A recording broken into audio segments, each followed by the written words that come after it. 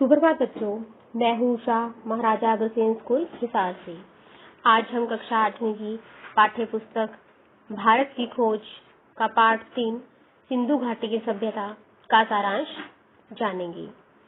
सिंधु घाटी सभ्यता विश्व की प्राचीन नदी घाटी सभ्यताओं में से एक प्रमुख सभ्यता थी। यह हड़प्पा सभ्यता और सिंधु सरस्वती सभ्यता के नाम से भी जानी जाती है। इसका विकास सिंधु और घग्गर, हकड़ा, प्राचीन सरस्वती के किनारे हुआ।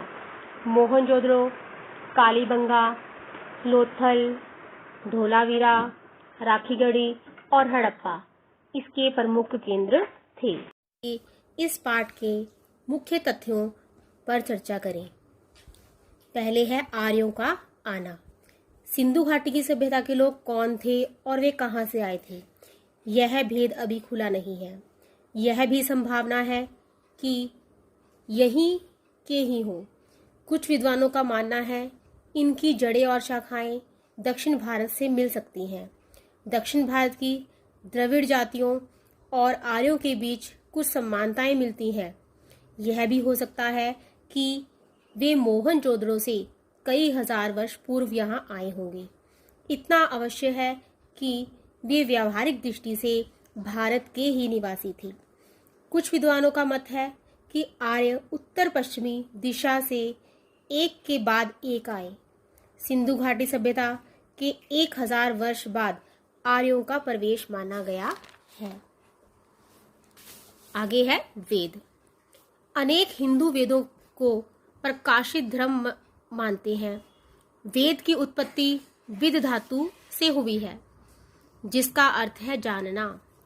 वेदों का सरल एवं सहज अर्थ है अपने समय के ज्ञान का संग्रह।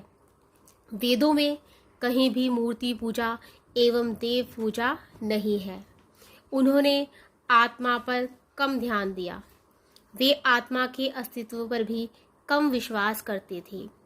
ऋग्वेद मानव जाति का पहला ग्रंथ है। उपनिषद भारतीय आर्यों के चिंतन के दस्तावेज हैं। इनका समय ईसा पूर्व 800 के आसपास माना जाता है। इनमें आत्मा और परमात्मा के विषय में उल्लेख किया गया है।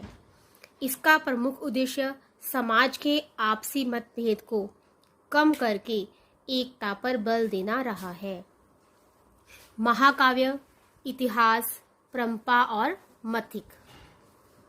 रामायण एवं महाभारत प्राचीन भारत के 2 प्रमुख महाकाव्य हैं। प्राचीन समय में रचित होने पर भी इन महाकाव्यों का भारतीय जीवन पर आज भी अत्यधिक प्रभाव है। ये दोनों ग्रंथ आज भी भारतीय जीवन का अंग बने हुए हैं। इसका प्रमाण है कि इन ग्रंथों में उच्चतम बुद्धिजीवियों से लेकर साधारण अनपढ़ और अशिक्षित देहाती तक के लिए उपयोगी सामग्री है। प्राचीन भारत में जीवन और कर्म।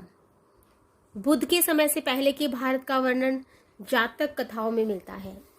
जातक कथाओं में उस समय का वर्णन है जब द्रविड़ और आर्यों के अंतिम रूप से मेल हो रहा था। ग्राम सभाएं एक सीमा तक स्वतंत्र थी।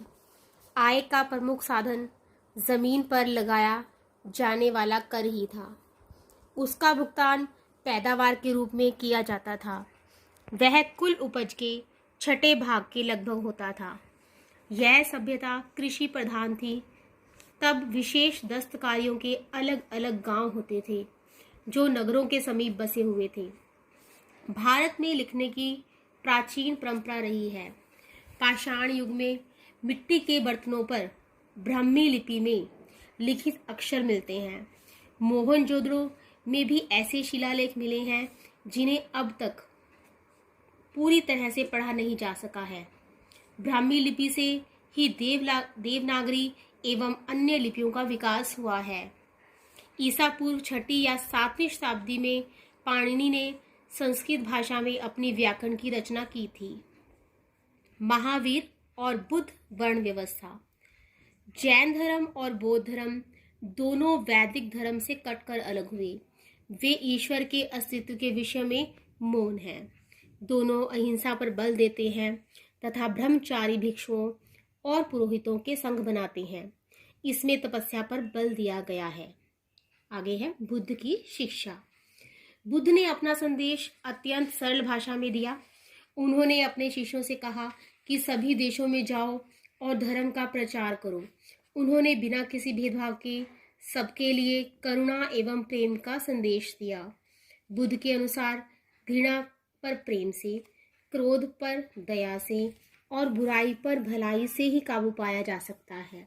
अपने आप पर विजय प्राप्त करने वाला ही विजेता होता है। चंद्रगुप्त और चाणक्य मौर्य राज्य की स्थापना। भारत में बौद्ध धर्म का विकास शासक वर्ग और पुरोहितों के बीच संघर्ष का रूप था। पश्चिमी उत्तर प्रदेश पर सिकंदर के आक्रमण से इस विकास को आगे बढ़ने में विशेष सहायता मिली, जिसमें चंद्रगुप्त मौर्य और उसके मित्र, मंत्री और सलाहकार चाणक्य की विशेष भूमिका रही। ये दोनों मगध के शक्तिशाली राजा नंद द्वारा साम्राज्य से निकाल दिए गए थे। मगध की राजधानी पाटलिपुत्र थी। ये दोनों तक्षशिला गए। उन्होंने वहां राष्ट्रीयता का पुराना नारा बुलंद किया और विदेशी आक्रमणकारी सिकंदर के विरुद्ध लोगों को उत्तेजित किया।